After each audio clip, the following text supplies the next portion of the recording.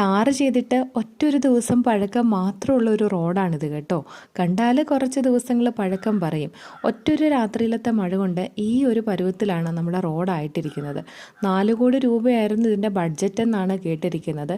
ഇവിടെ സംഭവിച്ചിരിക്കുന്നത് മേളിൽ നിന്ന് കുത്തിറക്കത്തിലൂടെ നല്ല മഴ പെയ്തപ്പോൾ ശക്തിയായിട്ട് വെള്ളം ഒലിച്ചു വന്ന് ഇവിടെ ഒരു കുഴി പോലെ രൂപപ്പെടുകയും ആകപ്പാടെ മണ്ണും ചെളിയും എല്ലാം ഒലിച്ച് നമ്മുടെ റോഡിലേക്ക് വീഴുകയും ചെയ്തിരിക്കുകയാണ്.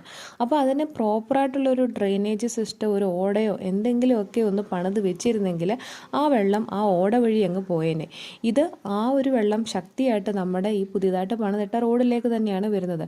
ഓടയില്ലാത്ത രീതിയിലാണ് നമ്മൾക്ക് ഈ പണിയൊക്കെ നടന്നിരിക്കുന്നത്. അപ്പം ഇതിൻ്റെ അധികാരികളോ ഇത് ചെയ്യുന്നവരോ ഒക്കെ ഇതൊന്ന് ശ്രദ്ധിച്ചിരുന്നെങ്കിൽ ഈ റോഡ് കുറച്ചുകൂടെ നന്നായിട്ട് അല്ലെങ്കിൽ കുറച്ച് കാലം കൂടെയൊക്കെ ഓടിപ്പോയേനെ. അപ്പം ഇതൊക്കെ ആരാണ് ചെയ്യേണ്ടത്? പൊതുജനങ്ങളാണോ അതോ അധികാരികളാണോ? ഒന്ന് ഓർത്ത് ചെയ്താൽ നമുക്ക് എപ്പോഴും ഈ യാത്രാ ബുദ്ധിമുട്ടോ കാര്യങ്ങളോ ഒന്നും ഉണ്ടാകത്തില്ല.